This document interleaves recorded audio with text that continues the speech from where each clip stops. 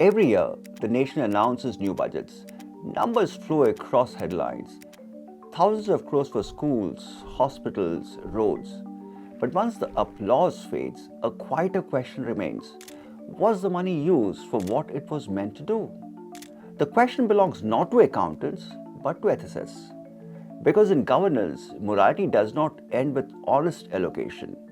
It begins with meaningful utilization. And in today's episode, we follow 4 ways in which meaningful utilization fails. First up, underutilization, when money lies idle. Second up, misutilization, when money is spent without direction. Third, misdirection, where it reaches the wrong people. And lastly, fraudulent utilization, where it exists only on paper. Each failure looks different, but all share a common cause: the distance between intention and impact.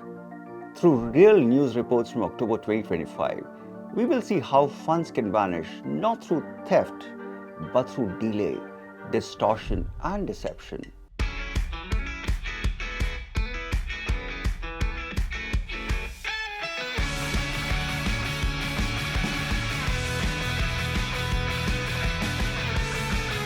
Sometimes the problem is not that money is misused, it is that it is never used at all.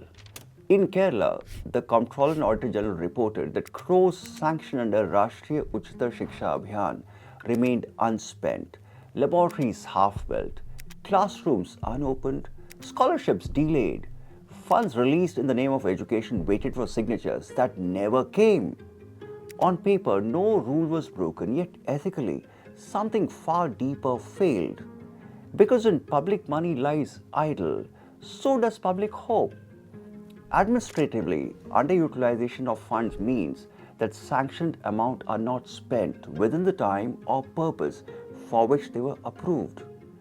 Economically speaking, it reflects inefficiency, but ethically, it reveals a failure of accountability and duty of care, a gap between intent and implementation.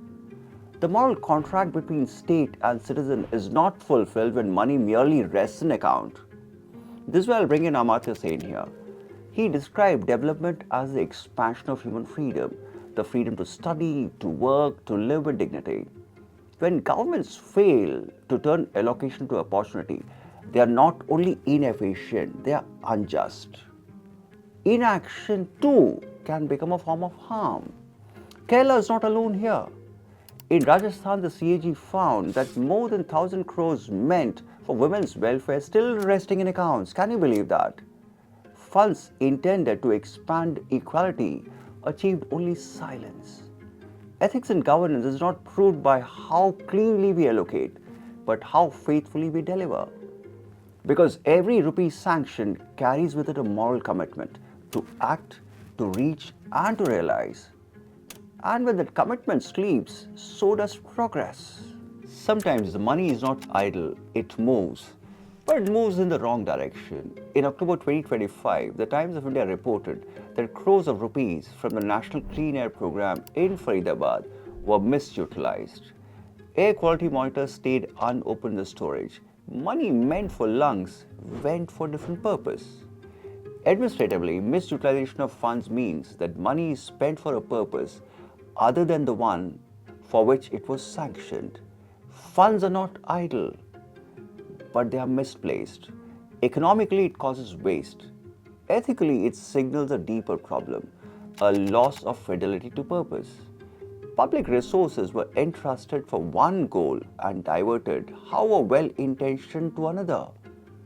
The officials may argue that the spending was still useful, but ethics is not about usefulness, it's about rightness. As Kant reminds us that moral worth lies in acting from duty, not convenience. If every officer chose what felt more practical, public purpose itself would fragment into private judgment. Governance would become a matter of interpretation, not obligation. The Second Administrative Reforms Commission warned against this very drift. When activity replaces outcome and appearance replaces intent, accountability dissolves. Ethics in administration demands that means remain faithful to ends. Funds meant for clean air must serve clean air, not some other purpose. Misutilization is thus not corruption in narrow sense. No one pockets the money, but it represents a subtle moral failure, the substitution of personal reasoning for public responsibility. Because when money loses purpose, governance loses direction. Sometimes the money is spent, the purpose seems clear, yet the people whom it was meant never see it. This is misdirection. In October, newspapers reported that the checks from Chief Minister's Relief Fund meant for families affected by floods in Suryapet were diverted and encashed by intermediaries. 8 people, including a former MLA's aide, were arrested. The money moved, but the suffering stayed.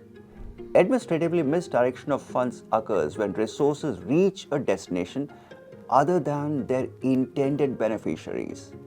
The expenditure exists, the impact does not. Economically distorts priorities. Ethically it violates stewardship, their duty to protect what belongs to others. Public officials are not owners of resources, they're trustees of purpose. John Rohr points out that stewardship means fidelity to the public purpose that law entrusts to administration. When funds meant for relief or welfare are guided by favor, indifference, or personal discretion, that constitutional trust is broken. The result is not just financial misdirection, but moral drift, a system that forgets who it is meant to serve. A similar story unfolded in Gujarat. The Comptroller Auditor General found that district mineral foundation funds created for welfare of mining affected communities were used instead for urban landscaping and decorative projects. Development traveled, but it traveled away from the people it promised to uplift. Misdirection is not simply administrative error, it's a breach of moral geography. Resources drifting from vulnerable to visible. When funds lose their people, institutions lose their soul. Sometimes the file tells a story, and sometimes the file tells a lie.